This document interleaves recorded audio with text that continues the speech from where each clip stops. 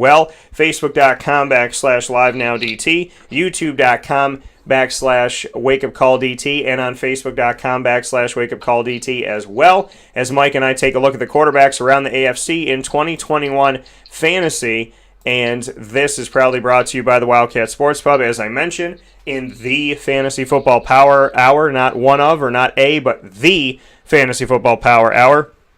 Brought to you by the Wildcat on 3680 Milton Avenue in Camillus, New York, with indoor and outdoor dining 7 days a week, as well as takeout and delivery by calling 315-487-2222. That's 315-487-2222 for the Wildcat. With that being said, let's bring in the man of the hour, Mr. Sofka. Mike, how are we doing today? Doing awesome. How are you, Dan? Doing well. Mike, when we take a look at different things that we've been able to do here on the show, we've been able to talk about running backs and different pieces and whatnot. And now we have the opportunity to talk about the quarterbacks of the country, which I'm really excited about. What can you say about what you're looking forward to in the grand scheme of things to be able to provide shows like this and provide opportunities like this? I mean, we really honestly get to do some really awesome things here on Wake Up Call with Dan Tortora. So, what do you look forward to when we get to give this fantasy advice? I look forward to the fact that we haven't scratched the surface of what we're capable of doing. So there's always a lot of upside, and I'm trying to get to that. Forward to when we get to give this fantasy advice. Keeps moving further away, but that's okay. I look forward to the fact that we haven't scratched the surface of what we're capable of doing. So there's always a lot of upside, and I'm trying to get to that. Forward to when we get to give this fantasy advice. Keeps moving further away, but that's I look forward to the fact that we haven't scratched the surface of what we're capable of doing. So there's always a lot of upside, and I'm trying to get to that. Forward to when we get to give this fantasy advice. Keeps moving further away on that, and I'm going to get better, and I'm going to learn something. I learn something new every day. And in fantasy football, it's the same way. You can learn something new every day if you just spend a little time with it every single day. So we've just scratched the surface of what we're able to do here, and I'm excited for tomorrow. I'm excited for tonight. I'm excited for when season starts. I'm excited to get in drafts. I'm ready. Let's go. Yeah, and that's the beauty of it, that excitement that we have, that we share with you, the fantasy owners all over the world. There could be people in Dublin, people in, Morocco, wherever you may be. You could be in South Africa, you could be in Alaska or Nova Scotia or, in Central New York, in Central Florida, wherever you may be. When you need fantasy football assistance, Mike and I are proud to help you in any way, shape, or form that we possibly can. We're here for that. And we welcome that, and we appreciate you for giving us that opportunity to listen into the show and watch the show every Wednesday. Inside a Wake Up Call, the Fantasy Football Power Hour is here with you every single Wednesday between 10 a.m. and 11 a.m. Eastern Time. So, Mike, let's waste no time and hop right into it. We're going to start in the AFC North. We're doing AFC quarterback situations to get you ready for your upcoming 2021 and 2022 NFL Draft. So for this upcoming season, Lamar Jackson, thoughts on him? What does he bring to the table? Is he still worth it? To give some background numbers on the man, he had over 2,700 yards passing, 2,757 last season, 26 touchdowns to 9 interceptions, and obviously more on the ground. What are your thoughts on the Baltimore Ravens quarterback situation? Well, it is obviously Lamar Jackson's the guy. There's nobody else comes close to him. So, they're on the Ravens team. I mean, I don't think Tracy McBurley is ever going to push him to be the starter. So I think first off, he knows that going in. Everything rides on him. Everything's on him.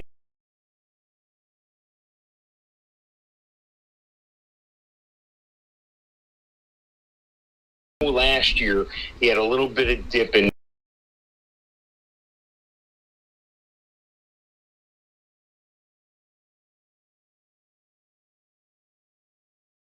than he did in his MVP campaign 2 years ago. But here's the thing. They've built up things around him a little bit better. You got Marquise Brown and Mark Andrews who are coming along in their own. They're maturing in their tenure that they've had so far. You got offensive coordinator Greg Roman. He's saying that they're going to open up the playbook. They have Rashad Bateman now, the former first rounder. There's Sammy Watkins. So I think what they put around him, they're helping him. I know his buddy and the guy that stood up for him and, talked about him at press conferences, and Mark Ingram is gone. But, it's a business to some extent. You can't have a guy on the team because he's a great rah-rah guy all the time. Maybe that works one season.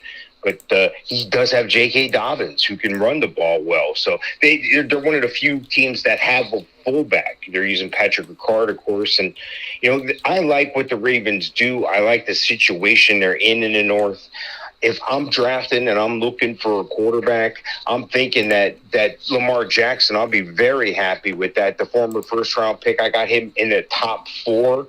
I've seen him as high as number 1 on rankings, but most everybody is in that 3 to 5 range, and that's where I have him number 4 in a redraft situation. And by the way, when I'm giving these projections and these rankings today, they're all based on PPR formats. I know it doesn't affect the quarterback that way, but they're also based on 5-point touchdowns. And what I mean by that is some leagues are 4 and some leagues are 6. So I go 5 points to split the difference. But if you want something more specific, if you want your league's exact scoring, you just contact me on the website and I'll help you with that. Yeah, and that's the thing. And speaking on Lamar Jackson, I mean, this is a guy who's been a threat, and I think that, in his couple seasons out there as a starter, he's obviously shown that, he can get it done. As he said, pretty good for a running back when people were talking about the fact that he can't throw. Lamar Jackson playing in 15 games this past season, 64.4% completion percentage, which is pretty dang good. We look at the completion percentages of the country for quarterbacks, and as we look at that completion percentage, Aaron Rodgers and Drew Brees, Deshaun Watson, all 70% point something. And so we look at Josh Allen with 69.2, and then you see that, that 64% for Lamar Jackson was there with Nick Foles and Andy Dalton and Tua Tagovailoa and Matt Stafford and whatnot. He was actually above Matt Stafford by 0.2. So, that's where things are at. He was above Baker Mayfield, Daniel Jones, Sam Darnold, Carson Wentz, Drew Lock. So just something to look at, not a bad quarterback by any stretch of the imagination. He is going to call his number a lot. He's going to get out there and do what he needs to do. Lamar, the question is, can he? They have a lot of weapons on offense. Can he get the ball out to them consistently? And, can he make good decisions? And will he be able to help out the receivers that are there? Because that's, questions people have. Bringing in a guy like Sammy Watkins and whatnot, Marquise Hollywood Brown and Miles Boykin. Are these guys really going to ultimately long-term benefit from Lamar Jackson? And will you benefit from drafting them? But Lamar Jackson's one of those guys. He's one of those weapons that you don't want anybody else to have and go up against you with. So it's one of those things that if you maybe not necessarily are completely sold on him, do you really want to play against him? And that answer is usually no. So I like drafting Lamar Jackson. I think he's got a lot to bring to the table, and obviously his running ability is very helpful on your team as the leading running back of the team, and a guy who can get you 1,000 yards on the ground and over 1,000 yards through the air. That's something to be said that very few are doing in the NFL and throughout history. How many guys are really providing you an opportunity to be your top running back and top quarterback, arguably, on the team?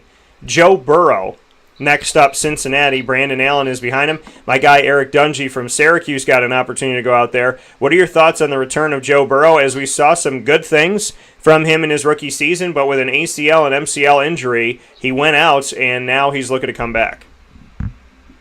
Yeah, I like Joe Burrow a lot. I think he has the most upside. I wouldn't have him as an RB1 this year, just coming off those injuries. I think he's capable of having a year where he could be my QB1. I think he could be my QB1, but not this year. Dynasty, yeah, I'm all in. If I'm going to start up Dynasty, he's capable of being my QB1. Looking at what they've done around him, he had a great year going in his rookie year. 5 games over 300 yards. One of those games was over 400 yards and 3 touchdowns versus Cleveland. But I take a look at what they're doing now to put around him. Jamar Chase, his favorite target in college, basically. I mean, Tyler Boyd, who at one time was capable of being a number 1 on anybody else's team. Same thing with T. Higgins. T. Higgins is going to be in a slot. He's going to be very instrumental for what Joe Burrow is able to do. And so is Joe Mixon in the running back position there. So I don't think anybody can touch him on the team. I don't think Brandon Allen or Kyle Shermer is going to threaten Joe Burrow's position. If he's anything like himself last year, he'll have a great year.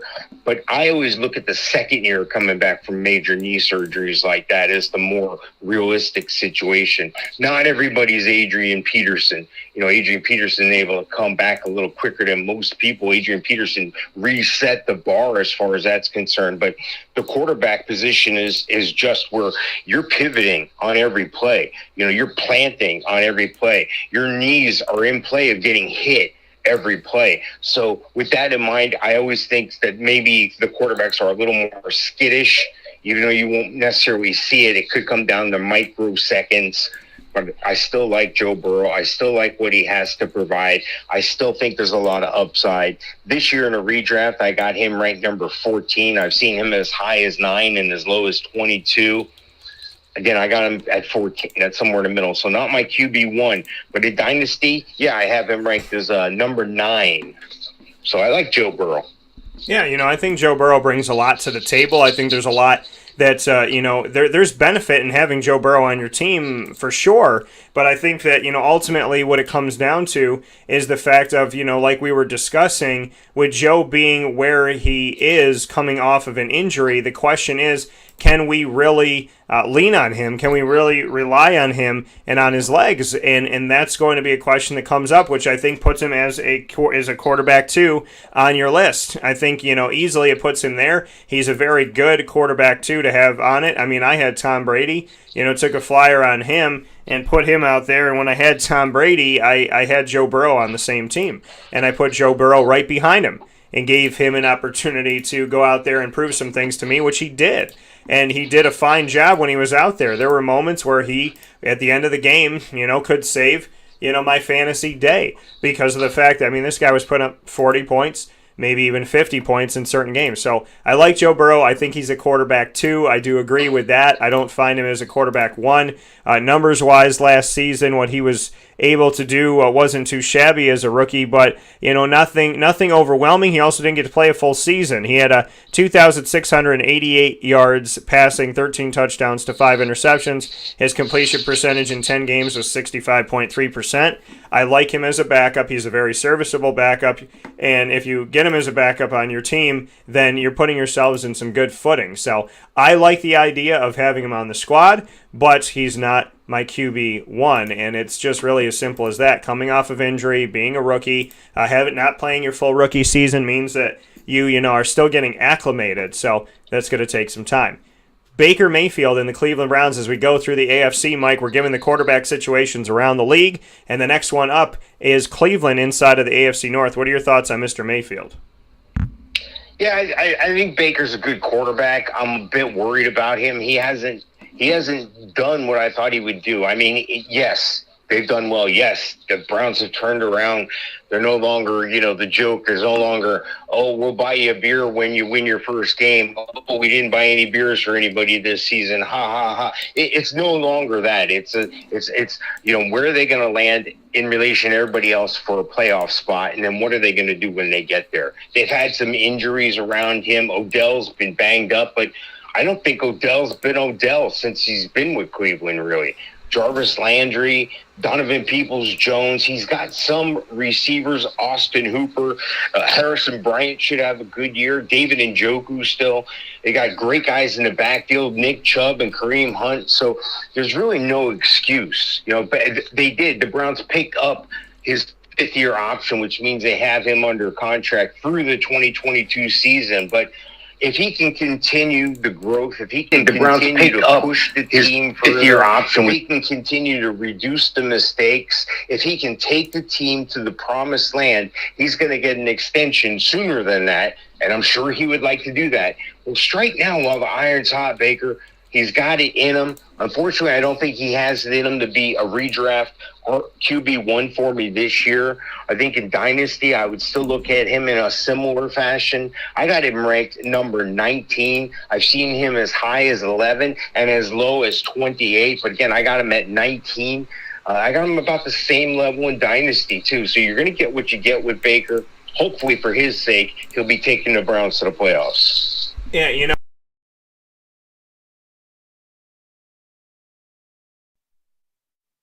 he's not a terrible quarterback. You know, he's not somebody that is totally not worth getting and putting out there. I mean, but the reality is he consistently great? You know, or is he occasionally okay? Is he occasionally good?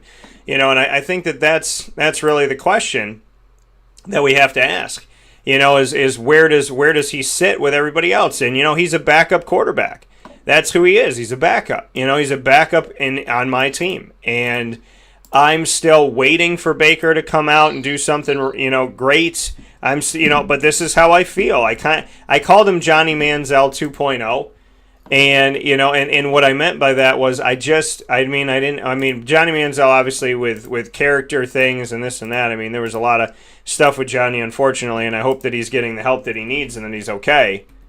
But you know, ultimately, for me, I don't see the overall talent, you know, really shining through here and making me say, hey, you know what, this is a guy I definitely have to have on my team. I'm okay with him being drafted by somebody else, you know, and that's something to be said. You know, I'm okay with him not being on my team. So what does that mean, you know, for the rest of the league? You know, I mean, being okay with Baker Mayfield not being on my squad, and there's so many other people that I would think of drafting before him, and that puts me in a situation where, you know, I'm really not concerned about what he's going to do or not do in the grand scheme of things. So, you know, I mean, do I think he has talent around him? Yes, but I think the best thing in Cleveland is the running game.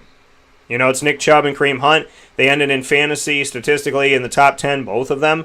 So, you know, I mean, trying to figure out Baker Mayfield, I don't want to deal with the headache every single, you know, week. That doesn't mean that I don't think he's talented. That doesn't mean that I don't think he's capable of doing good things. It just means that I'm really not sold on him. I would draft Joe Burrow ahead of him inside of this division. And to give a recap for those of you that are on here, we want to welcome you all in and let you know inside of the Fantasy Football Power Hour, proudly presented by the Wildcat Sports Pub on 3680 Milton Avenue in Camillus, New York, where you can go for indoor and outdoor dining 7 days a week. You can also call them for takeout and delivery at 315-487-2222. That's 315-487-2222. Mike and I talking about the AFC quarterbacks going from division to division, giving you advice ahead of your fantasy football drafts on who you should be looking at when it comes to the AFC quarterback situation. Starting in the North, Mike and I both giving a vote of confidence to Lamar Jackson, who can get you over 1,000 yards passing and rushing from season to season, which is a huge, huge thing, and obviously a very valuable and not something you come by with every team and many of these teams. So Lamar Jackson, definitely a QB1, Joe Burrow, a high-end QB2, and Baker Mayfield, in my opinion, a lower-end QB2. A final piece here, Mike, of the AFC North. Your thoughts on Big Ben Roethlisberger. The man has allegedly toyed with the idea of retiring, if you believe that he actually has, and he's back. He's back with Najee Harris now. He's back with Juju Smith-Schuster, who decided to stay. He's back with Deontay Johnson, who's a young receiver on the team. James Washington, who hasn't really risen up consistently. Ray McLeod, who came from Clemson, who hasn't risen up consistently. And Chase Claypool, who has made some hay there. What are your thoughts on the quarterback situation with Big Ben back? Time's not up on Big Ben. No, time's not up, but you know, I can see that light at the end of the tunnel, and it might be a freight train. This is a bad situation. You know, I'm going to stay away if I can. I don't think Big Ben is I don't think you can count on him anymore. He's able to go off any season because of that, you know, people around him, like you mentioned, Smith-Schuster, Claypool, Johnson. They added Najee Harris, which I think is what they're going to do. They're going to run the ball. They're going to run the ball a little more. That's kind of what they did. It's kind of what the Broncos did back in the day with Elway. As he was getting up there and out there, they increased the run a little more. So that you make a note of that for Najee Harris and company. But at the same time, Ben is capable. He's a capable quarterback. I just don't see him as my QB1. If he goes down, I think Pittsburgh's in trouble. I don't think Mason Rudolph's the answer. Mason Rudolph's had time there. He's had years there. And he's had time to step up, and when Ben was out. And that didn't go very well. So at 39, I'm not sure that Ben Roethlisberger is Tom Brady. but they're sure giving him the weapons and the things around him. And it sounds like they have a game plan intact to make the Steelers playoff worthy, to make the Steelers winners in the end. It's just they got a tough division as well with, we just reviewed Cincinnati and Cleveland, and then you got Baltimore. And you just wonder, when you get older, it's the cold weather, right? Hits your bones. A lot of old people move away to Arizona, to Florida to get out of the cold because it doesn't chill them to the bone, doesn't hurt them to be in the cold. Ben plays in the cold weather, and Ben's getting old. So, I just put it like that. I got him ranked number 20 on redraft. I've seen him as high as 15. As low as 15, as high as 31. I just don't feel confident he's my guy. So he'd be a QB2 for me, but not a QB1. Yeah, and I would agree with you on this. I think that it is a danger zone. First and foremost, the reality of it all is look at where things are at with him. Look at the situation that we have been in with Ben Roethlisberger. When he has not been healthy, look at what is behind him. Mason Rudolph. Now Dwayne Haskins is there. Josh Dobbs is there for, I believe, his third stint, because he's gone and he's come back and he's gone and he's come back. He went to Jacksonville for a hot minute and came back. So, there's really nothing behind him. And if you have a team quarterback situation, which I have in my leagues, I allow you to play team quarterback, which means if somebody goes down, then you get the next man up. And what that does is it's a security blanket for you. If your quarterback goes down in the first half and, let's say Dwayne Haskins comes in, plays out of his mind, and he gets, a couple touchdowns for you, and Ben had 2 touchdowns. Well, instead of having 2 and you're screwed, you have 4. So, that's something to look at. And I think it's a very valuable thing to do in a fantasy football league. So you do have that. But in this situation with Big Ben, I don't like the situation that you would have if somebody went down. I don't think it's a great situation if somebody went down for you. That, there's really not a ton of value here, in my opinion, and that is the tough thing to have to deal with in this situation. So I think that looking behind him is a danger zone because, Ben has not proven that he can stay healthy throughout in recent history, and that concerns me very much so. So he is talented. He can do some good things, but maybe he's the third quarterback on your team, and maybe you take him later on in the draft. Somebody in your draft may draft him very high, and if they draft him high, let them, because they're thinking about Big Ben maybe 5 years ago, 6 years. I don't even want to say it like that. It's just not the same situation. It's just not. I love his longevity. I applaud his longevity. I give him credit for his longevity. But at the same time, I think fantasy-wise, we're looking at a Big Ben that's, if he retired mid-season, I wouldn't be surprised. This is somebody who has allegedly for the last couple of years toyed with the idea that maybe he's done. And I don't want to draft somebody that's going to put me in a situation, especially in a team quarterback situation, where I'm going to be behind the 8 ball. There's better backups. There's better situations around the league. And I think that it would behoove you to take a look at those. AFC South, Mike, let's head there before we take a step aside for a fast break. Your thoughts on the AFC South as we start things off with taking our look at the Houston Texans. For now, Deshaun Watson's their quarterback. It looked like maybe he wanted to leave. It looked like maybe they wanted to make him stay there. This embattled, strange relationship that Deshaun Watson has with the Houston Texans then turned into a bunch of stuff going on off the field. He's still on the team. However, they brought in Tyrod Taylor from the Chargers. They drafted Davis Mills with their first pick that they had, which they didn't pick until the 3rd round. And now they have Jeff Driscoll. What are your thoughts on the Houston Texans as they drafted a quarterback out of Stanford? They brought in a former starter that was on multiple teams with the Bills and the Chargers and Tyrod Taylor, and Deshaun Watson is still away from the team. What do you do with Houston? Yeah, if I'm in a dynasty league, I still have some hope for Deshaun Watson, but not this year. So with that in mind, he's like a grenade to me. In field of battle, if you see a grenade roll, you want to get the heck away from that grenade right away, because the closer you are to that grenade, the more likely you are to get injured. And that is what Deshaun Watson is, and I'm going to stay away from him. I got him ranked number 27. I've seen him ranked as high as 10, as low as 38. But here's the deal. We don't know what's going on with these civil lawsuits. We don't know what's going on with are there criminal charges that are going to come from this? He's probably going to get suspended. And then you're going to have Tyrod Taylor. So this is just a bad situation. I still think he has value and talent. I still think, unless something drastically changes, that he could be back and has more long-term appeal in the following seasons. But I just think there's too much. He's asked for a trade. He doesn't want to be there. They keep saying we want him there. So now what's his trade value now that all these criminal and civil liabilities are out there? So it's a bad situation all around, and I'm staying as far away from it as I can. Yeah, what used to be a guy that people would think is a top 4 quarterback. I mean, in some of my leagues, there were people that drafted him number 1 overall, which I very much disagreed with by every stretch of the imagination, because he wasn't a receiver or a running back. But, this is a player that was looked at and highly touted as one of the best in the league. Not okay, not one of your starters, but your starter, the starter. There were people arguing that he was, I'm going to draft him above Lamar Jackson. There were people that wanted him maybe above Pat Mahomes or right after Pat Mahomes. Now we're looking at a situation where who wants him? Who wants to take this headache, not knowing what this headache is going to be? Not knowing if it's going to end, when it's going to end, how it's going to end, where it's going to end.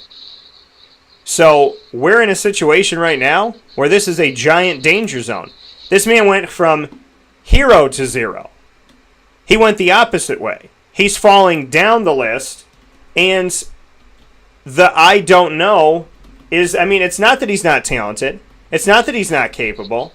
They took away his top receiver, so we thought that might affect his numbers.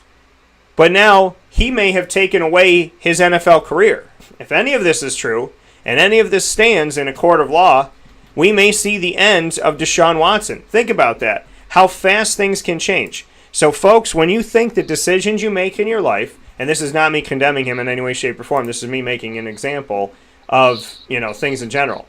If you think in your life that the things that you say and the things that you do cannot come back to bite you, and you don't care how you treat people, you don't care if you hurt people, you don't care what you do to people, let this be an example to you that a man that was on the top of the mountain, a man that was poised to make himself millions and millions and millions of dollars, to get an extension, to have a fantastic contract, to be put in a place where he would be set for the rest of his life times a million, he may be on the outside looking in. So when you think the decisions you make don't affect anybody, and when you think how you treat people doesn't matter, let Deshaun Watson be an example to you on how quickly life can change when you don't necessarily make the best decisions. I'm staying away from Houston. My 2 things in Houston that I used to count on all the time, DeAndre Hopkins and Deshaun Watson, because no matter what, they got it done. Well, one of them's gone and one of them is in limbo. And the Houston Texans are making moves to bring in quarterbacks. That should tell you something. Watch the chess pieces. It doesn't look pretty right now. And it's very unfortunate for Texan fans who don't deserve to have to go through this and thought that things would be better. And to everybody that was involved with the off-the-field stuff, if any of it's true, my prayers and my hopes go out to the families that were affected. The Indianapolis Colts, Mr. Sofka. Carson Wentz is there now. Believe it or not, the Indianapolis Colts have had Phillip Rivers, Andrew Luck, and now Carson Wentz, and Jacoby Brissett amidst all of this. They've had 4 starting quarterbacks in the last 2 years and some change. What are your thoughts on Carson Wentz and the future of the Colts? And is it draftable? Yeah, I think so. I think this is one of my projected risers in the quarterback category. And what I mean by that is, if you look back to 2017 when Carson Wentz had a great year just before his ACL injury ended the season, who was his coach? Well, his coach was Frank Wright. Frank Wright was the offensive coordinator when Wentz lost Wright to the Colts head coach position after that. Well, he hasn't been the same. So I think reuniting him with Frank Wright, a guy he has confidence in, and confidence is a lot of things, even on athletes at this level like we're talking about, because of the complexities of what they're doing on a daily basis, and they need to translate that physically onto the field. I think he's got great weapons all around him. I like Jonathan Taylor. Naeem Hines can catch the ball. Sounds like Marlon Mack is capable in the backup role still. T.Y. Hilton's still there, and I think he's going to have an improved season. Michael Pittman and Paris Campbell have both been dampened by injuries. I think they're going to come around. I think that the Colts team is a team that can be scary. I think they could surprise some people. Now, you need to watch my rankings as we get closer to the season. Right now, I have Carson Wentz ranked number 17 in a redraft situation. I've seen him as high as 13 and as low as 27. So definitely in that QB2 range. But I think he has more upside, and I wouldn't be surprised if he ended up being one of the top QBs at the end of the season. So I do like Carson Wentz. He's got upside this season, but right now he's number 17 on my redraft. Yeah, I think Carson Wentz he definitely has some value. He hasn't been in the league that long, folks. Jared Goff, now a Detroit Lion. Think about this. The number 2 picks just a few years back, Jared Goff, now a Lion. Carson Wentz, now a Colt. And it feels so weird to say that Carson Wentz is there now. It's so strange because, Andrew Luck was only 29 years old when he retired. So, a very weird situation, yet here it is. It's happening. And it's almost as if, in a way, because he hasn't been in the league that long, it almost feels in a strange way, but I guess a cool way for Colts fans. It's almost like you drafted Carson Wentz. So, the best years, hopefully, are ahead of him if he could stay healthy, which has been an issue in his career. But 16 touchdowns to 15 interceptions last year, not going to do you a whole lot of justice, and this is a new situation. So hopefully the situation will work. Hopefully he'll be able to get it done. He definitely has a bunch of weapons. He's got some check down help. Hashtag check down, and every other Wednesday you have it right before Fantasy Football, the Fantasy Football Power Hour with Prince Tyson Gully and myself, Dan Tortora, inside of the Cafe Kubal studios, bringing you check down every other Wednesday from 9 to 10, and then Fantasy Football from 10 to 11. Looking at this, Jonathan Taylor, Marlon Mack coming back, T.Y. Hilton still there, Michael Pittman Jr., Paris Campbell. There's a bunch of weapons. Jack Doyle still a weapon here on this team, Mo Alley Cox. So there's some good stuff for Carson Wentz. I think that he can definitely find some hay with some weapons. Naeem Hines is there as well. So I think that this is a good situation for him, and hopefully he excels at this situation because it is something to... I just don't want to see an end to Carson Wentz, in this league. I want him to have that resurgence. I want him to stay healthy, and I want to see what he could do. So I'm excited to see how he moves forward in the grand scheme of things here, and very much looking forward to it. So I appreciate him so very much. Thank you to Ross, who said a must-watch show for all big football fans. Really appreciate you saying that, Ross, so thank you for your support as always for our Fantasy Football Power Hour and everything we do here on Wake Up Call inside of the Cafe Kubal studio. So I think Carson Wentz, again, he's draftable. He could be a low-end number 1 when all's said and done. Could be a mid-range number 1 when all's said and done. I do agree with Mike that he is rising. He's a good guy to get as your backup, and he may be forgotten by some, so you can snatch him up and put him on your team. The Jacksonville Jaguars, Mr. Sofka, well, they have Trevor Lawrence, trick play Tim Tebow, and Gardner Minshew. And they brought in C.J. Beathard from the Niners, and they have Jake Luton. I would imagine that not all these guys are going to be on the team. I really hope they don't let go of Jake Luton because they got him really cheap in the draft, later on in the draft. And I don't want to, Brandon Allen did some good things. Now he's backing up Joe Burrow in Cincinnati. I don't want the same thing to happen with Jake Luton where Jacksonville doesn't know what they have. Hashtag Alan Lazard. So I really am hoping that they at least keep him. I don't know what the heck they're going to do with Minshew, Tebow, Lawrence, all in the same room. C.J. Beathard's been a starter. Jake Luton had to go out there last year. So there's so much going on. All these guys in the same room is going to be interesting. I know Tim Tebow's written down as a tight end, but let's face it, I believe he'll be used in at least a trick play or two. What are your thoughts on drafting Trevor Lawrence in your fantasy league? I like him. I can't give him QB1 status quite yet. I'll have to see something maybe in some preseason. Maybe he'll move up a bit. I think he's capable of being one of the top quarterbacks in the league. In a dynasty situation, I would definitely look at that a little bit differently because of the talent he has around him. If Marvin Jones can just have a fraction of the success he had in Detroit, the Jaguars are going to be fine. Then you take in consideration you got DJ Chark and Laviska Shenault. I like the up-and-comer and Colin Johnson. You have Philip Dorsett rounding out that wide receiver room. They have talent around him. I mean, you look at the running back situation. James Robinson came out of nowhere last year, undrafted. And then Travis Etienne, who they've been practicing at wide receiver. I don't think he's going to be playing wide receiver, but when James Robinson and Etienne is on the field and these other three wide receivers, they don't even need a tight end, but that's okay because they got a few in the wings that are going to be working out. Yeah, they couldn't get the tight end they wanted. It's just math at a certain point. You can't have everything all the time.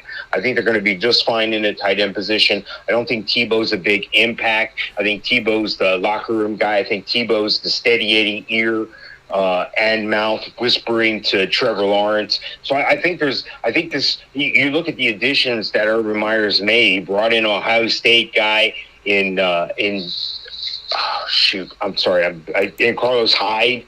He's brought in some people around the situation to make things more comfortable. He brought in Tebow, who knows the system. So not all these guys are there just because of the system, but it doesn't hurt that situation either, especially when you have a young team. The defense is improved. Defense is going to continue to improve. I think that's paramount for the success at a quarterback. That's highly underrated in a quarterback's success, the defense he has. So I think Trevor Lawrence has a tremendous upside. I would draft him all day long as a QB1 in Dynasty, but this year right now I have him ranked number 15. Now I've seen him as ranked as high as 11 or 12. I've seen him as low as 29.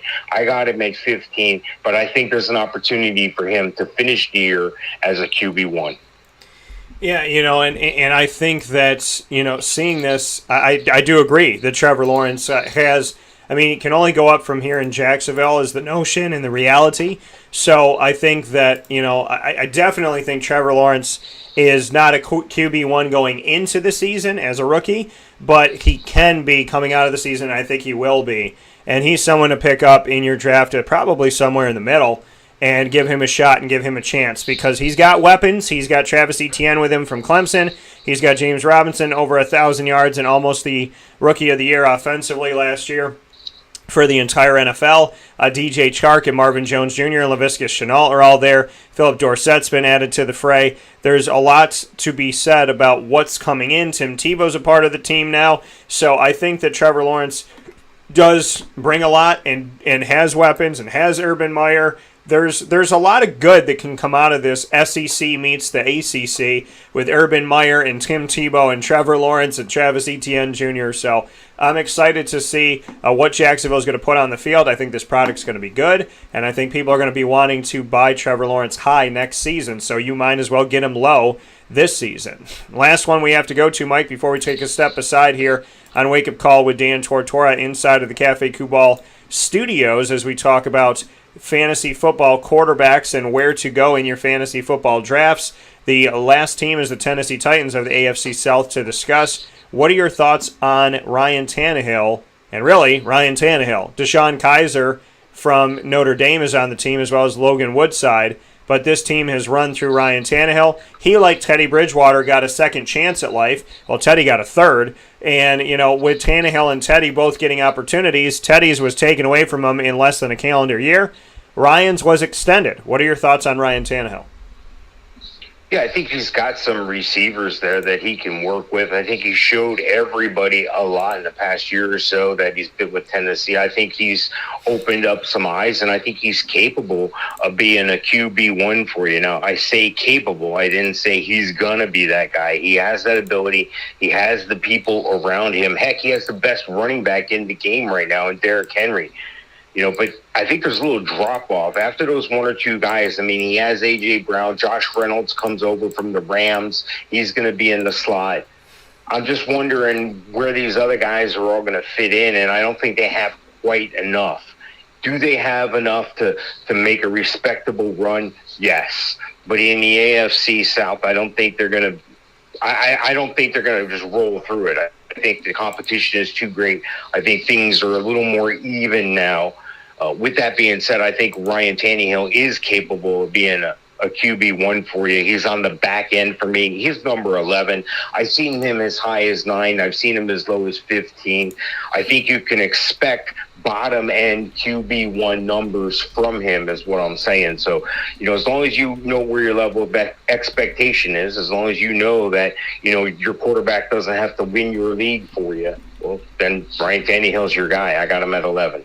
Yeah, he's not bad. He really isn't. He's a low-end 1, high-end 2. He's a guy that's going to put numbers together, and I think, he'll be serviceable. I think that, he's a good guy to have out there. Josh Reynolds coming over from the Rams. A.J. Brown is back. Some other guys trying to find their way here on this team. Ultimately, for me, I think because Derrick Henry runs so well, it opens up the passing game for Ryan Tannehill and helps to make things a little bit more balanced and easier for him and can do what he needs to do. There's value with Tannehill. He's a low-end 1, high-end 2, and he's a guy who's not, one of those picks that people go crazy over, so people may forget about him and they may not think, oh, that's not a big enough splash for me, so I'm not going to make it. So I'll jump in the pool and, throw Ryan Tannehill the ball and see what he has going on. So I think there's some good to be had with Tannehill, and I definitely think in the AFC South, better than Houston's situation. And, I think with Carson Wentz with the Colts, depending on how that goes, Tannehill, he has got a lot of value here too. I think Trevor Lawrence is going to be the rising star coming out of this. Wentz has an opportunity to be. And Tannehill resurrected his career, leaving Miami and going to Tennessee, and his numbers don't lie to you.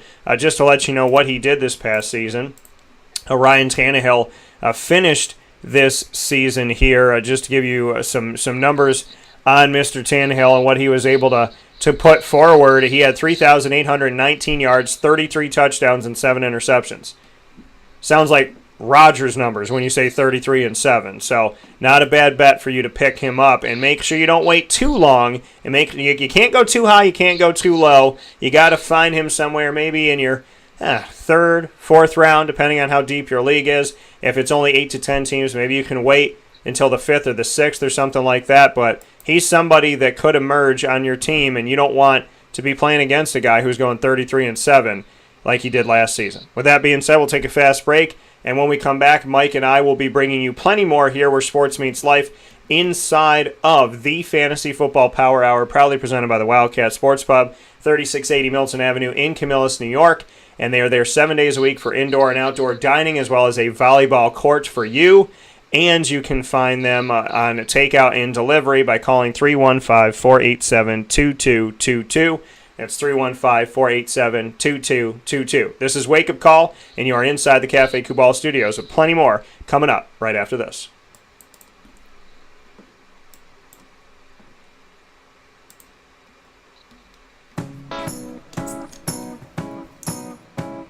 In these unique times, there are those in our community that give us a sense of normalcy and positivity. Pizza Man on 50 Oswego Street in Baldwinsville has been here for you for over 35 years and is here now.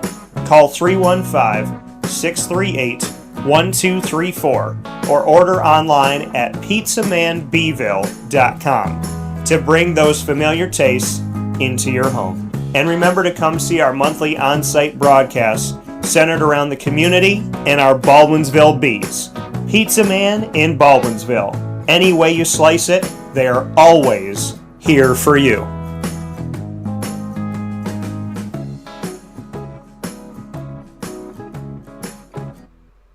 I'm George Townsend of Honda City with some good advice when buying a new car. The true cost of owning a new car is determined by the appraised value when you trade it. No vehicle appraises higher than a Honda. Next, look for low APRs and deep discounts. You also want low maintenance costs and great fuel economy. That's why my advice to you is to buy a new Honda. Looking pre-owned, visit our Honda Certified Used Car Center. Honda City, 7140 Henry Clay Boulevard, Liverpool, or HondaCity-CNY.com. It would be a pity if you don't shop at Honda City. This is Jimmer Sikowski, owner-operator of Chick-fil-A Cicero, 7916 Brewerton Road in Cicero, right in front of the Home Depot. I had a deep feeling that God wanted me to do something bigger with my life and to help people, to help others. I kept putting Chick-fil-A in my life, and I realized as I was going through the franchise selection process that positively impacting the lives of others was really core to what we do here at Chick-fil-A. First of all, it starts with the food. The food is brought in fresh daily. We bring in local produce. We prepare to order in the kitchen. We hand bread our chicken. We hand spin our milkshakes. It's great food. It doesn't taste like fast food. I think the second thing is the way people feel when they come in a Chick-fil-A restaurant. It's different. We try to treat people with intentional kindness here, which is very different and deeper than good customer service. And so I think it feels remarkable for most people to come in a Chick-fil-A restaurant. And then lastly, the impact that we try to have in the community is very different.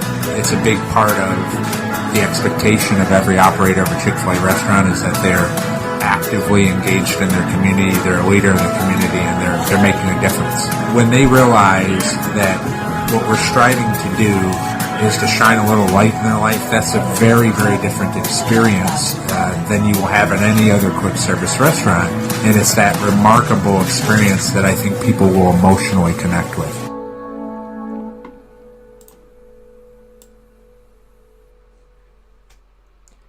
Welcome back here to Wake Up Call with Dan Tortora on wakeupcalldt.com, your one-stop sports shop, and on mixlr.com/wakeupcalldt. We are inside of the Cafe Kubal Studios having a great time with you per always, and very much enjoying this beautiful Wednesday morning. Can't believe it's Wednesday already, but it is, and we're inside of the AFC conversation.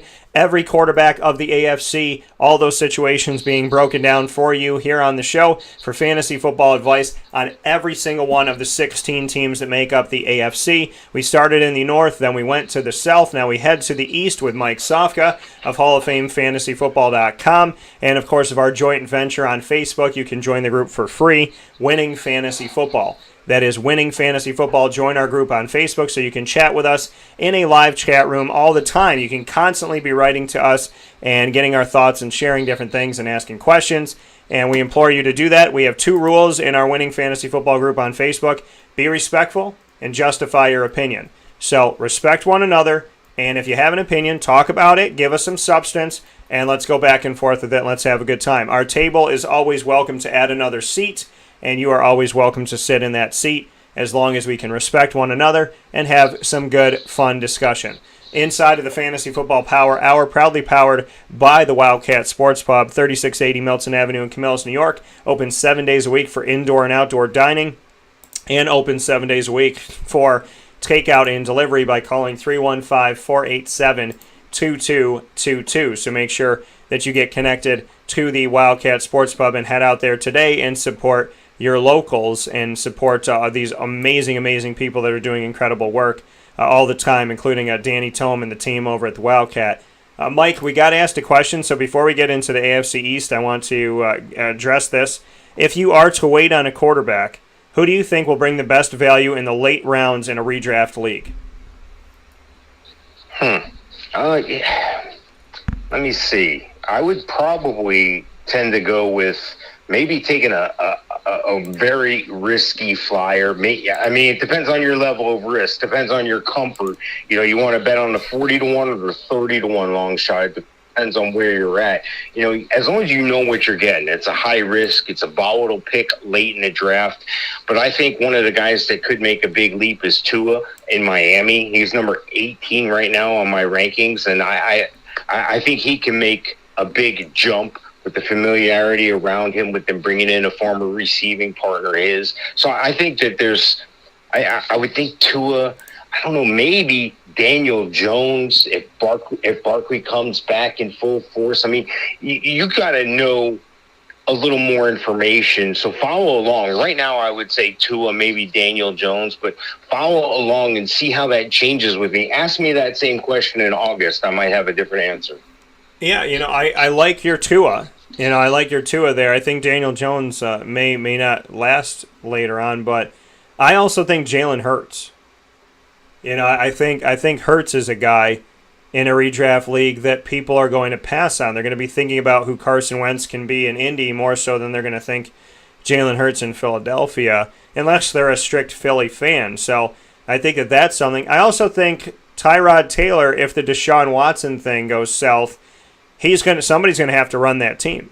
So that's a late and a big chance, but that's there too, But I think Jalen Hurts. I love the Tua pick. I think Jalen Hurts is another one of them because Jalen Hurts is a question mark, and I think people are going to, let him fall. I would have said Joe Burrow, but I think people are going to pick him up earlier. So if you are to wait on a quarterback, who do you think will bring the best value in the late rounds? I think Tua and Jalen, arguably Daniel Jones. I think those all make sense because I don't necessarily believe. I mean, you think about what people are going to draft, right? So they're going to draft Pat Mahomes, Tom Brady, Matt Ryan, Josh Allen, Justin Herbert, Aaron Rodgers, Russell Wilson, and Matt Stafford, arguably Kyler Murray, Jared Goff, Ryan Tannehill, Big Ben will get drafted, Baker. So this list, by the time you get to some of these guys, you might be in the 20s, and so there's value there.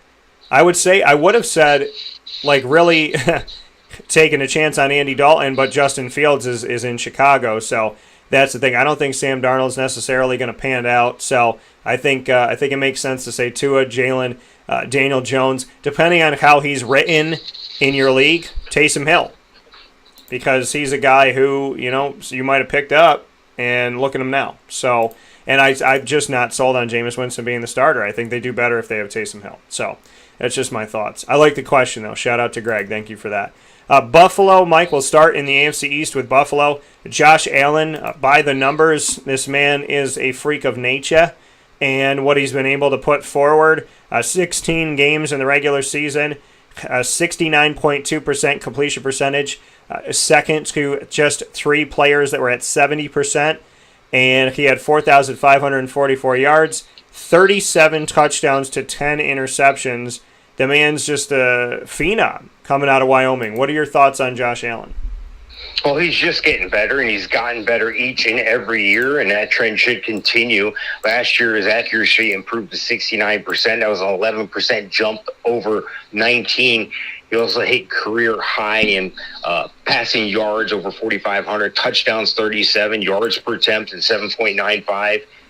His interceptions went up by 1, but he threw over 100 more passes. So this is a guy who still gets it done with his legs as well. So I like him. I don't think there's anything I can say against him. They brought in Mitch Trubisky, but he's not going to challenge. They still have Jake Fromm, who they drafted, who was a touted quarterback out of Georgia.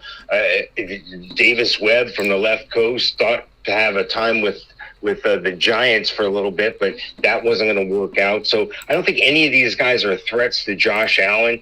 I think having Devin Singletary and Zach Moss as a thunder and lightning combination is going to bode well for him. Cole Beasley in the slot, Stephon Diggs, Gabriel Davis, the UCF product who is capable of totally stretching the field, yet can be that possession receiver. And they brought in another old man at receiver, Emmanuel Sanders, who still has some game. So I think the future is bright for Buffalo. I think the future is bright for Josh Allen. I have him ranked as the number 2 quarterback in redraft. I've seen people have him ranked as number 1 and as low as 4. If you want a quarterback in Josh Allen, if you want one of the top quarterbacks this year, as soon as quarterbacks, if somebody takes Pat Mahomes, I wouldn't argue with the next pick being Josh Allen. That's where I'm at. I think he's got tremendous upside, and he's number 2 on my rankings. Yeah, he's a phenomenal player. I mean, there is no question about it. He's come into the league by storm. He's shown that he can run the ball when he needs to as well. I mean, he has truly been something very, very special. And, beyond any stretch of the imagination, this man has been just a very, very strong player. And he's someone that you really can't argue, like you said, you can't argue somebody taking him early. And if somebody comes off the list, right, Pat Mahomes goes off, and the question is, oh my gosh, what do I do? I'm not going to deny that either, that you should look at taking him, because why wouldn't you? I mean, it's a great situation to be in if Pat Mahomes is there, or pardon me, if Pat Mahomes goes, I'm not gonna knock anybody for going and taking Josh Allen. So I think Josh Allen is a phenomenal player. I read you his numbers. There's not a lot of conversation to be had here. Draft him, draft him, draft him. If you're thinking about it, draft it again. And, listen, not number 1 overall, but he ain't that far out of it. This guy's probably going in your first round, if not in your second round. So make sure that you make the right decision when you have the decision to make to draft a guy like Josh Allen, who I agree with you, Mike. I think we're looking at one of the best young quarterbacks in the NFL right now without really any question, unless you're not watching football. So Josh Allen, definitely worth picking up and putting out there. Next team on the list here as we go through the AFC East is going to bring us to the Miami Dolphins. What are your thoughts on Miami? We just talked about Tua, so let's have a little bit more discussion about him. Yeah, I let the cat out of the bag a little early, but that's fine. I think the Dolphins adding his former Alabama teammate Jalen Waddle is going to bode well. These guys know each other very well. Waddle was really the number 1 there. I know Devonta Smith won the Heisman, but Waddle had an injury-plagued final season there. So you add in Will Ford, Devontae Parker. You got Lynn Bowden, who they're going to use like a Swiss Army knife. Preston Williams, so there's still speed. Jakeem Grant, Alan Hearns, if he can get himself on the field, I think he's going to have trouble getting on the field there. But Myles Gaskin, Malcolm Brown, this is where it gets dicey. This is where these guys are going to have to step up. They're going to have to spread the ball around, and hopefully they can get the production out of Gaskin and Brown. But right now, if I'm a defensive coordinator, the Miami game doesn't threaten me at all. So I can focus on Tua. I can put that extra man to rush that young quarterback, because nothing will make you rush any faster than having a 300-pound guy breathing on you and he comes free. That will send chills up and down your spine. So I think Tua is not above the big situation, being the star that he was at Alabama, being the star that he was in high school. Nothing's ever been too big for him. I think he's still learning. I still think there's a curve. There's a lot of people that don't believe in him, and I don't know how you cannot believe in him. He has that it factor, that Favre type thing. There's only certain people that have that it factor. I can't tell you what it is. I don't even know if I can describe what it is to you. But I can tell you, Tua has it. I like Tua. Right now, he's number 18 on my ranking. He's going to move up. In August, I'm probably going to have a different view. I've seen him as high as 12 and as low as 27. Right now, he's 18 with a lot of upside. In a dynasty, I wouldn't mind taking a risk on him either. I like Tua. I think he's going to be an excellent quarterback. Yeah, I think Tua is worth taking. I mean, this man has an incredible story, and his incredible story of his fight and what he does and how he does it, and his belief in God and his faith and just who he is out there on the field. I mean, this man ousted Jalen Hurts. Jalen Hurts eventually left the team because Tua had taken over the squad in Alabama. I think Tua, now not having Ryan Fitzpatrick there, gives him some more wiggle room and maybe some more breathing room to do what he needs to do. Mike and I said, in a redraft, this guy may fall to you. Jacoby Brissett's behind him. He's serviceable. And Reed Sinnett behind that. But Tua Tagovailoa, this is his team now. Myles Gaskin, who Mike and I both thought drafted so late a couple of years ago, could emerge, and he has emerged. We wouldn't be surprised if he was the starter. Now he is. So there you go. That's why you listen to the show. Devontae Parker, Will Fuller, Jalen Waddle, all these guys there. Preston Williams has done some good things, trying to make the team, trying to figure things out. Alan Hearns, Jakeem Grant, and so on and so forth. Malcolm Perry, former quarterback of Navy. So Miami definitely with Tua, I think that it's looking up, and there's going to be some positives coming in the future. He's a good guy to have as your backup. Some people are going to let him fall in the draft, and if he falls to you and you need your third quarterback and you can go and take him, he's not a bad guy to take. He could emerge as your 2, and maybe someday he'll be a 1. I think Tua trends upward, and when you're going into the stock market, just like fantasy football, you want to find things that you can buy low and sell high. You want to find, a way to get in and get something good at a good value. And I think Tua gives you that good value that you're looking for.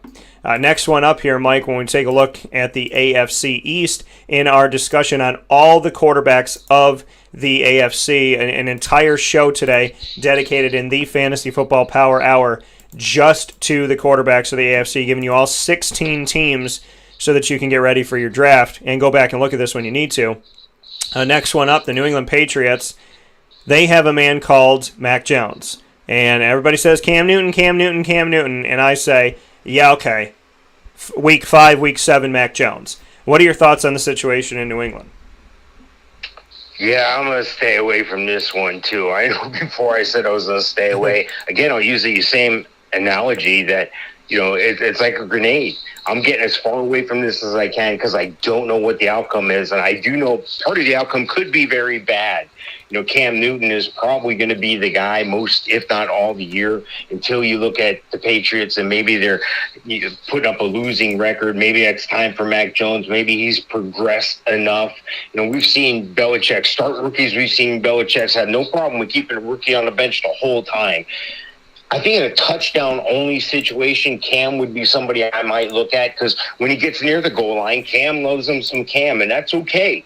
You need touchdowns, but you can't go in looking at Cam that gets you, 300 passing yards and 100 rushing yards every game. He's not Lamar Jackson. This guy is, aged a little bit, but at the same time, there's still some value there, but very little. I mean, if he fell into my lap off the waiver wire, if with the last pick in the draft I took Cam, I might feel good about that. But right now I got Cam as number 31. Who, folks? There's 32 teams. I've seen them as high as 15. I've seen them as low as 37.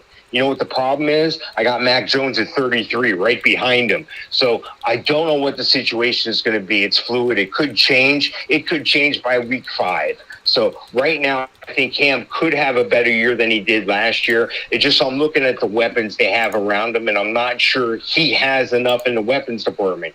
Great. They couldn't decide on which tight end to bring in, so they brought them both, Hunter Henry and Jonnu Smith. Yeah. Are those guys going to hurt each other? Is that going to stunt the growth of some other guys like Devin Asiasi?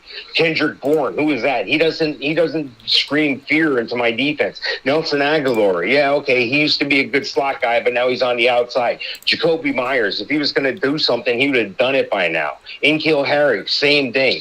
One guy I like on the outside is Gunnar Olszewski, but all you got to do is go back to Cam. Cam's the leader. Cam's going to be the guy. Their season's going to go as Cam goes. If Cam has a great season, New England's going to have a great season. If he doesn't, we're going to see Mac Jones sooner than we think. I'm staying far away from this situation in New England with a quarterback. Yeah, and I think I don't disagree with people that are going to stay away from this situation. I don't think there's anything wrong with that. I think ultimately when push comes to shove, what are you going to do? And are you going to really put yourself in a situation where you don't know who the guy's going to be and when? That's the issue of this team right now is who's it going to be and when's it going to be? I think it will be Mac Jones, but what is Cam Newton going to look like? And again, team quarterback. If you're in my league and you have a team quarterback and you want to take a flyer here and put this on as your third quarterback situation, good to have. If you don't have team quarterback and you have to draft Cam or Mac, you're in trouble. If you're in single quarterback and you have to draft the player himself, then I wouldn't draft either one of them. If you have team quarterback in my leagues, then I would look at it and say, okay, well, you know what? If they change and Cam and Mac or they use them both, then I'll be okay. The team quarterback thing makes it somewhat enticing as a third quarterback situation. Without it, there's not a lot of enticement for me. And that's really all I have to say about it. The New York Jets, Mr. Sofka, have now gone to their third franchise quarterback. They tried with Mark Sanchez. They scapegoated him out of there. They tried with Sam Darnold still in his rookie contract and scapegoated him out of there. And now they have Zach Wilson. And behind him, James Morgan and Mike White. Raise your hand if you know them. Okay.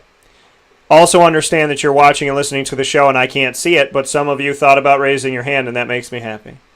Zach Wilson is here. Tevin Coleman is there. Ty Johnson, Michael Carter. They still don't know who the heck their running back is after multiple years of trying to figure out Frank Gore, Le'Veon Bell, and on and on and on and on and on and on. They brought in Corey Davis. They have Jamison Crowder. They drafted Elijah Moore. They brought in Keelan Cole. Braxton Berrios is there now. Mike, it looks like more of the same. Maybe the talent's a little bit younger and a little bit more talented. However, is there any value to drafting Zach Wilson knowing that the Jets seemingly don't set up their quarterbacks that great? Yeah, I like Zach Wilson. I think he's a great project. I think in Dynasty, I would have no problem drafting him as an expectation of being somewhere in the middle. But Zach Wilson's not going to wow anybody. He's not Peyton Manning. And Peyton Manning threw a career record interceptions in his rookie year in 98 through 28 interceptions. I'm not saying Zach Wilson's going to throw 29 interceptions. I'm just saying temper your expectations in a redraft. This situation is ranked down near where Cam Newton is, but he's ranked near where Cam Newton is simply because he's a rookie. He's a rookie and he's on the Jets. Corey Davis is not a number one. He put up some number one type numbers, but he was in a contract year. You see they let him walk. Denzel Mims, he needs to stay on the field. Jamison Crowder, I need some leadership. I'm not sure you're the guy out of the slot. I think Elijah Moore is going to see some time sooner than we think. They still have a tight end problem. Chris Herndon's been inconsistent at best. So is Ryan Griffin and Tyler Kroft. They did bring in a guy, I like saying the name, Kenny Yaboa. But I'm saying that, yeah, boy, we're going to have to do something with that later on. But I was raising my hand when you were asking who knew Mike White and James Morgan. I was back here doing a Horseshack from Mr. Carter. Ooh. And I'm showing my age there. But Zach Wilson is going to be a guy you can count on, but only in a dynasty league, and only if you temper your expectations that it's not going to be this year. He could have some signs of brilliance. He's going to have some signs of struggle. Know that going in. Stay away from it in redraft. I'm middle of the road on the guy right now as far as dynasty goes. Yeah, I want Zach Wilson to do well. I want him to rep BYU well. I want to see the Jets get better for my buddy Ross and Brendan and so on and so forth. I'm just in a place right now where I'm not even thinking about drafting. If I have to think about drafting anybody on the Jets, I'm in trouble. Okay? They don't have a declared starter at running back. They don't have a declared starter at wide receiver. They don't have a declared starter at tight end. So, and all those positions affect the who? Quarterback. Hi. So, I'm staying away, and I'm not even thinking about it. Not even thinking about it. Zach Wilson could be Mr. Irrelevant, drafted at the end of your draft. And this is the thing that's sick. He's not irrelevant, but he's on the Jets. Let's push him in that situation. We'll take a step aside for a fast break. When Mike and I come back, we'll wrap up our entire AFC look at the quarterback situations of the NFL ahead of your 2021 draft with the AFC West.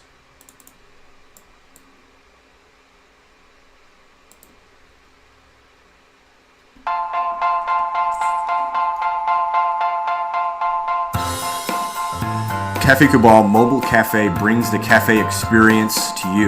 We'll roll out to your neighborhood or office, ready to serve our locally crafted espresso bar to our loyal patrons. Inquire at cafecabal.com. Cafe Cabal, coffee for the soul.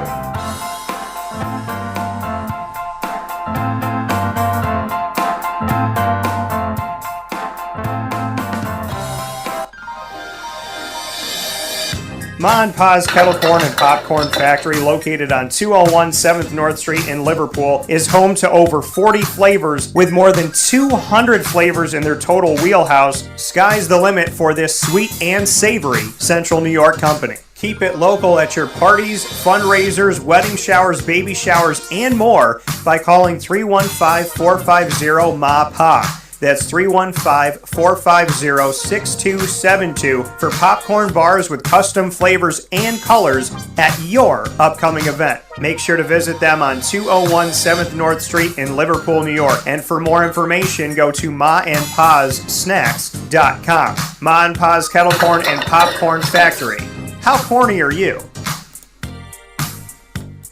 The Millhouse Market, located on 3790 New York 13 in Pulaski, New York, is worth the drive every time. Find your way out to the Millhouse Market and download their app on the Google Play or Apple App Store, which makes it extremely easy for you to get directions to the Millhouse Market, as well as have their entire menu at your fingertips. It is so user-friendly and so easy. Stay tuned to Wake Up Call on Facebook at Wake Up Call DT, Twitter at Call DT, and Instagram at Wake Up Call _DT to show you just how easy it is to place an order and to have everything that you need right there. And contactless pay, go to the drive-thru, pick it up, grab, and go. So very easy on the app that has all the rice bowls, the quinoa bowls, the salads, as well as the sandwiches named after the families to help to settle today's Pulaski. Ingrained in our taste buds and ingrained in our community, they are open Tuesday through Saturday from 7 a.m. to 8 p.m. and on Sundays from 7 a.m. to 3 p.m. And when I say open, their drive-through, pick-up, grab, and go window is open. They are also open inside in their general store and to dine in. So head out to the Millhouse Market today and do right by your taste buds and do right by the community. Worth the drive every time. With that being stated, here on Wake Up Call with Dan Tortora, we're hanging out with Mike Sofka of Hall of Fame FantasyFootball.com. We do that every single Wednesday from 10 a.m. to 11 a.m. Eastern Time, but we wanted to give you all the AFC quarterbacks and their 16 teams, which means Mike and I are doing more duty than we need to. We always go over. I don't know if we've ever gone under. I would venture to say if that happened, it was once out of the last 578 shows. But Mike and I always under-promise, over-deliver here inside of the Fantasy Football Power Hour, proudly presented by the Wildcat Sports Pub, 3680 Milton Avenue in Camillus, New York. Happy to be here with you and so thankful to be here with you. So appreciate you so much, and I thank you for being a part of the show inside of these beautiful Cafe Kubal studios. Mike and I talking about every situation at quarterback in the AFC with 16 teams. Our last place to go is the AFC West, and we will go there right now, and we'll start in the AFC West with the Denver Broncos, who have been trying to figure out their quarterback situation since John Elway left. Drew Lock, Teddy Bridgewater, and Brett Ripien. Thoughts, Mr. Sofka, on what the Broncos are going to do? Well, first off, you said we always under-promise, over-deliver. That is correct, and we always go over, and that is correct. It's like Hawaii at midnight. You know, when you're watching college football all day and Hawaii's playing at midnight, go ahead and take the over. That's what they do. We put points on the board.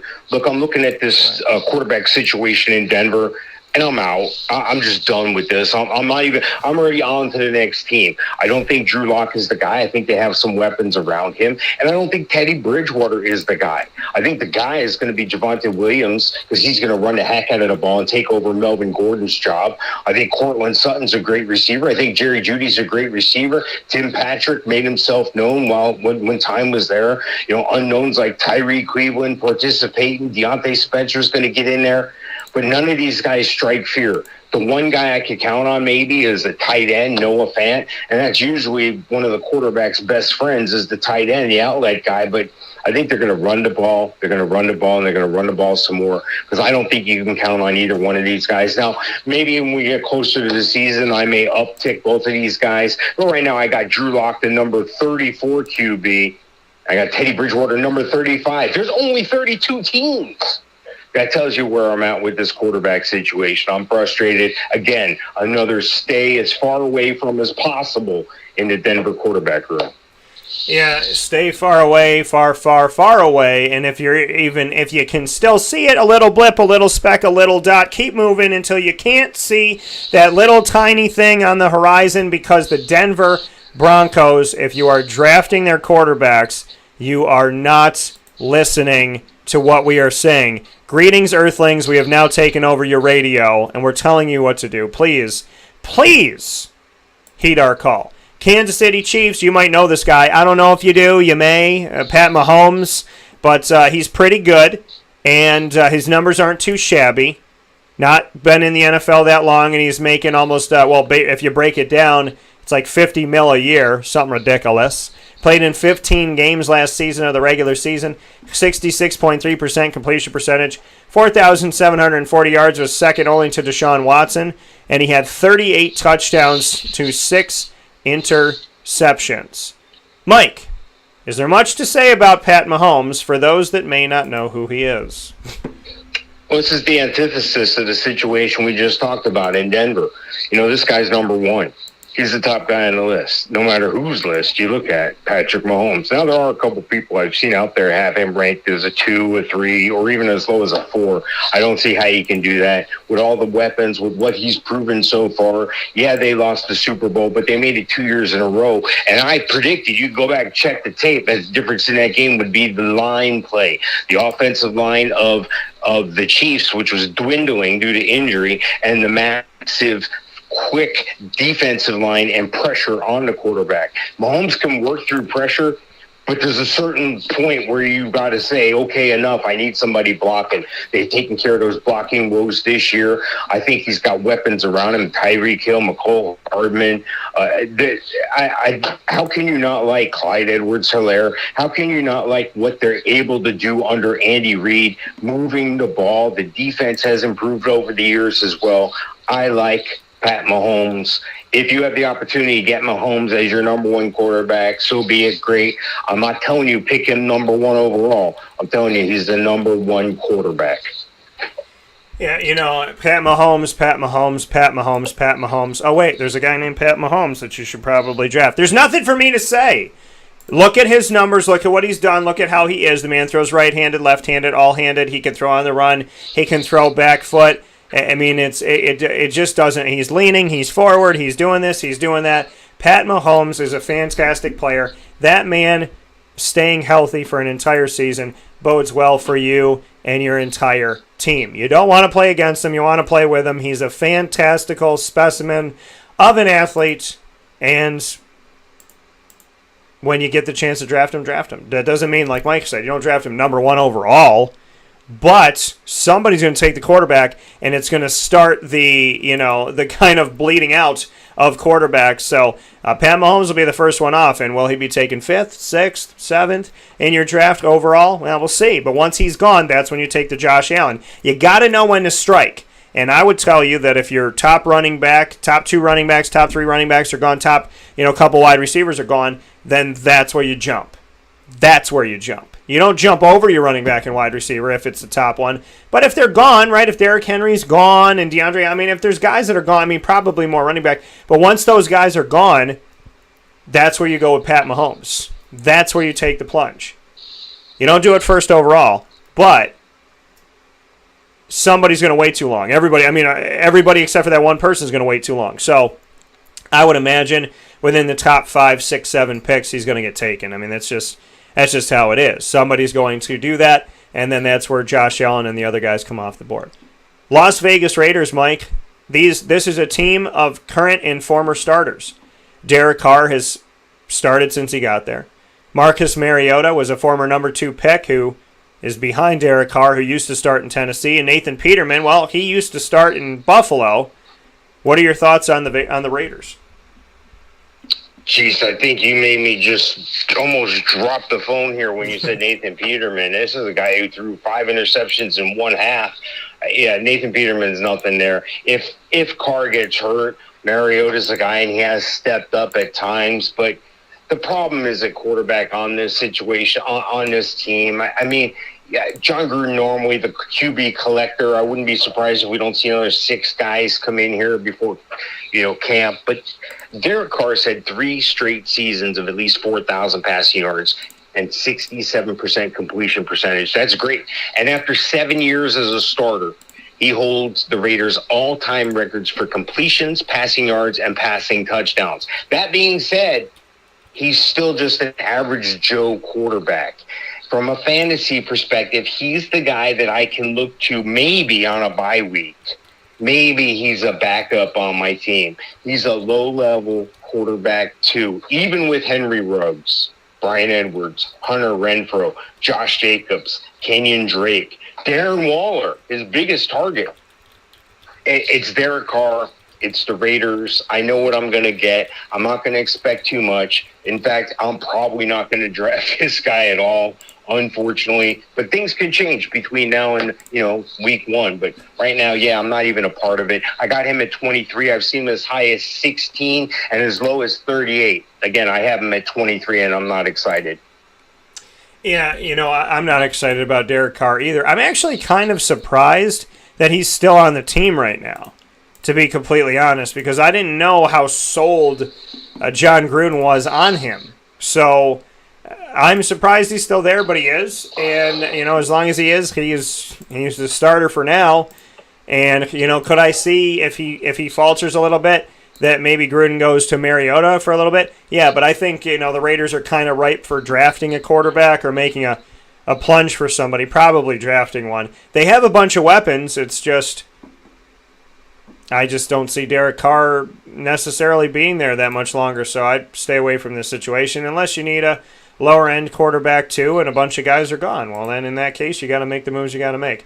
Los Angeles Chargers, Justin Herbert, he took over last year when he had to when Tyrod Taylor went down. Easton Stick is there, and so is Chase Daniel, who has found longevity inside of the NFL, which kudos to him.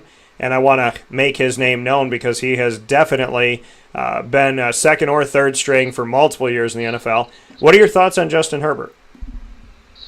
Yeah, Justin Herbert is a guy who had no expectations of him ever seeing the field last year's rookie year, thought to be a project quarterback out of Oregon. And sure enough, he had to step in early right away, 15 minutes before game time. Oh, by the way, you're the starter early in the NFL season. But he's got guys on the team. He's got guys like Keenan Allen. He's got guys like Mike Williams. You're going to see some Josh Palmer this year as well, a guy they just drafted. Austin Eckler has been great, but when he was hurt, well, they had to split up the backfield. I don't think they have that big punch behind Austin Eckler. He did bring in Jared Cook, the 187-year-old tight end, is going to do some good things. Yeah, they let go of Hunter Henry, but they drafted Trey McKitty, which should be able to do something, not right away. I look at Justin Herbert to still have a great year. I don't think he's a top 5 guy. He's not the guy I'm looking forward to drafting as my quarterback, but I do have him ranked as number 7. I've seen him as high as number 5 and as low as 11. I do think he has upside. In a dynasty, I would rank him even higher. I would rank him number 5 as a dynasty quarterback. Look, I think he's going to continue to grow. I think there's going to be some growing pains. But I think the Chargers are a team to reckon with all the way around, defense and their offense. I think Justin Herbert can be a big part of their success this season, or he could be a big part of their failure. So kind of a hit and miss thing. I still have faith in Justin Herbert at number 7, though. Yeah, I think Justin Herbert's got a lot to offer, and I think, there's upside for him as well. He's got some weapons, as Mike talked about. There's some good here. Austin Eckler, somebody's going to emerge or have to. From Justin Jackson to Josh Kelly, you hope one of them will. Keenan Allen, Mike Williams, both back there doing their thing. Jared Cook coming in. Donald Parham, who made some hay inside of the XFL. He's there now without Hunter Henry to stop him. So there's some good here for Justin Herbert. I think, honestly, he's a serviceable. He's a guy in redraft because he was a rookie last year. He's one that's going to fall like Tua that you could pick up. So, Greg, to answer your question, Justin Herbert, he's going to fall down the list as well, and he would be a great steal. So, I like the opportunity to take him late and reap the benefits of it. So, with that being said, this is where we are. Mike, we went through the entire AFC, and I appreciate it as always. Every quarterback situation of the 16 teams in the AFC. Next week, we'll have the NFC as we get you closer and closer to your 2021 fantasy football draft. Before you know it, you'll be sitting in the draft room, and you'll have all of these videos and all of this information from Mike and I, and you would say, why am I more prepared this year than any other year? And we will tell you because you came here every Wednesday to the Fantasy Football Power Hour from 10 a.m. to 11 a.m. Eastern Time, but we always go over. Proudly presented by the Wildcat Sports Pub, 3680 Milton Avenue in Camillus, New York. Open 7 days a week on 3680 Milton Avenue in Camillus, and, of course, for takeout and delivery. 315-487-2222. That's 315-487-2222. Mike of Hall of Fame FantasyFootball.com and our joint venture of the Facebook page, Winning Fantasy Football. I appreciate you as always. Join our group today, Winning Fantasy Football. And Mike, we will talk to you soon. Sounds like a plan, Dan. Talk to you next time. That coming from Mr. Sofka, as we have gone almost 2 hours today for the Fantasy Football Power Hour, which has brought us to the end of today's show. I want to give a special thanks to Mike Sofka, of course, for being a guest every single Wednesday in hour number 2 of the broadcast. And, of course, I want to show my love, respect, and appreciation and say thank you as well to Prince Tyson Gully, our first video here, and showing him some love for being a part of our broadcast, and thank him so much for being a part of Wake Up Call with Dan Tortora. So I hope you all have a tremendous day. You stay safe, stay well, and we'll look forward to talking with you soon. Tomorrow we will be live in a special location, and to find out where and with who, you'll have to go to our social media at Wake Up Call DT on Facebook, at Call DT on the Twitter, and at Instagram at Wake Up Call _DT. We'll see you soon from the Cafe Kubal Studios. This is Wake Up Call with Dan Tortora. Cafe Kubal, 3501 James Street, 324 West Water Street, 208 North Townsend Street, 401 South Salina Street, all in Syracuse. inside of Golisano's Children's Hospital and 343 Fayette Street in Manlius, New York. Head out there today to enjoy Cafe Cubal, hot or iced. We'll see you soon from a special location tomorrow morning. A lot of great stuff coming up on Wake Up Call with Dan Tortora. We will be in the community this week, as we always are jumping out into the community. A lot of great stuff coming up. We look forward to seeing you soon. And in the meantime, God bless. No stress. Do your best.